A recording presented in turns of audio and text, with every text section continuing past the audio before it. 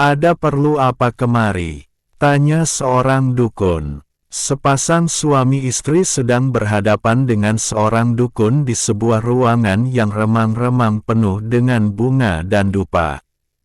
Pasangan tersebut datang lantaran ingin meminta tolong kepada dukun tentang masalah ekonomi. Bisnis peternakan saya sedang terpuruk, Mbah. Sedangkan saya harus membiayai anak bungsu saya yang baru saja masuk kuliah. Sementara anak sulung saya akan segera menikah. Jelas sang suami. Kebutuhan yang tidak sedikit itu. Sahut dukun tersebut. Benar sekali, Mbah. Maka dari itu, kami ingin meminta tolong agar bisa mendapatkan uang secepat mungkin untuk biaya kebutuhan itu semua. Kali ini sang istri menyahut. Hanya ada satu cara untuk mendapatkan itu.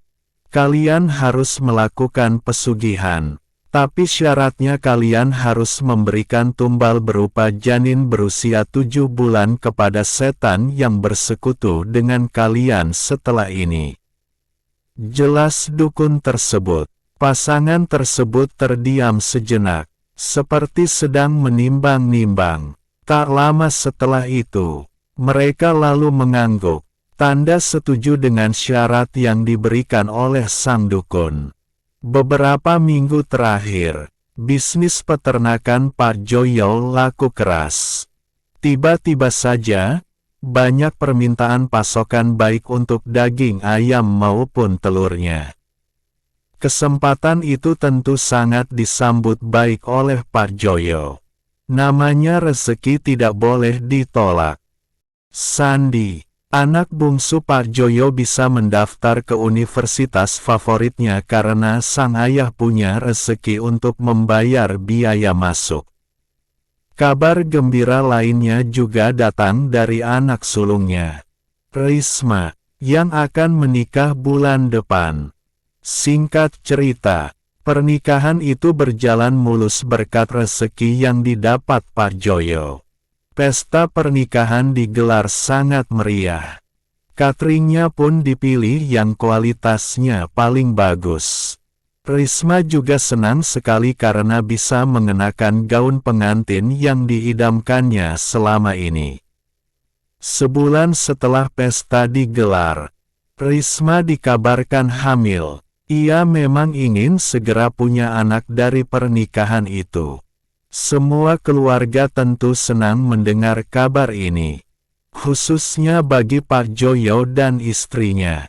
Suatu hari, Pak Joyo dan istrinya ingin menginap di rumah Risma dan suaminya karena ingin melihat sekaligus ingin menjaga Risma yang ditinggal suaminya bekerja. Namun, itu sebatas alasan saja. Pak Joyo dan istrinya berniat melakukan hal lain di rumah itu. "Apa kabar kamu, Nak?" tanya istri Pak Joyo sambil memeluk Risma selepas pintu dibukakan. "Sangat baik, Bu," jawab Risma. "Alhamdulillah kalau begitu, Nduk. Harus pintar-pintar jaga kesehatan karena kehamilanmu sudah agak tua," jawab istri Pak Joyo. "Iya, Bu. Ayo masuk Pak, Bu." Risma mempersilakan orang tuanya masuk. Sementara istri Pak Joyo berjalan menuju kamarnya bersama Risma. Pak Joyo diam-diam menyelinap ke kamar Risma dan suaminya. Sesampainya di sana, Pak Joyo langsung mengeluarkan barang-barang yang sudah dibungkus kain. Di dalamnya berisi jarum, benang merah, dan sepotong kain kafan. Pak Joyo lantas menaruh bungkusan kain tersebut di dalam sebuah buffet yang sepertinya jarang dipakai untuk menyimpan barang-barang. Setelah selesai, Pak Joyo kembali bergabung dengan Risma dan istrinya.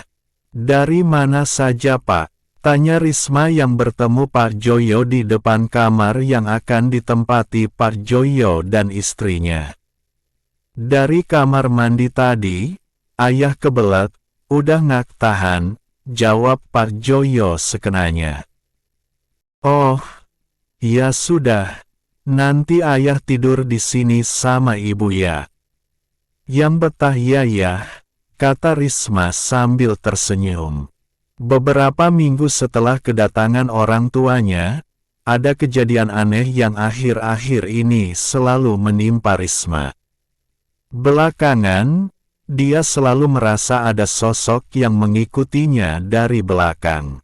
Pernah suatu hari, Risma mengalami hal teraneh dalam hidupnya. Karena dia sedang hamil, dia sangat dimanja oleh suaminya. Bahkan, ia dibolehkan untuk bangun siang dan tidak menyiapkan sarapan untuk suaminya. Hari itu Risma bangun siang seperti biasa. Akan tetapi, dia mendengar suara orang perempuan memanggilnya untuk makan bubur. Risma mengira itu suara ibunya yang mungkin saja sedang berkunjung ke rumah. Namun, saat Risma berada di dapur, tak ada seorang pun di sana. Tapi anehnya, ada semangkok bubur yang masih hangat di atas meja makan. Risma tidak ingin berpikiran macam-macam. Ia lalu memutuskan kembali ke kamar untuk tidur lagi. Setelah bangun, Risma tak habis pikir karena ia melihat pantulan dirinya di cermin yang belepotan dengan bubur di mulutnya. Aneh sekali, menyentuh bubur itu saja tidak. Bagaimana ia bisa ada di mulutnya? Gumam Risma. Kejadian serupa juga terjadi selanjutnya saat suaminya berada di rumah. Saat itu, Risma sedang tidur pulas. Namun, suaminya tiba-tiba membangunkan karena Risma katanya mengidam ayam goreng. Risma tentu bingung, karena dia tidak merasa pernah meminta apapun ke suaminya. Risma lalu melanjutkan tidurnya lagi. Tak disangka, setelah bangun, Risma mendapati mulutnya, seperti telah memakan sesuatu yang tak lain dan tak bukan adalah ayam goreng yang dibelikan suaminya. Belum selesai bertanya-tanya dengan kejadian itu, Risma dihantui peristiwa paling menyakitkan dalam hidupnya. Suatu malam, Risma tidur bersama suaminya yang sudah pulang dari bekerja. Tiba-tiba, ia merasakan ada yang mengelus perutnya dengan hangat. Namun, Risma merasa kulit tangan yang mengelus perutnya sangat aneh. Bukan seperti milik suaminya. Lantas, Risma membuka mata. Risma berteriak sangat keras lantaran ia melihat perempuan yang wajahnya hitam dan pipinya bolong.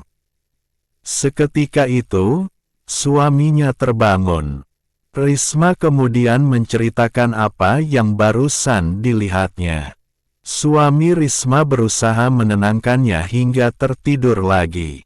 Namun, nahas, itu adalah momen terakhir kalinya Risma bersama dengan bayi yang dikandung sekaligus berhenti diganggu oleh makhluk halus.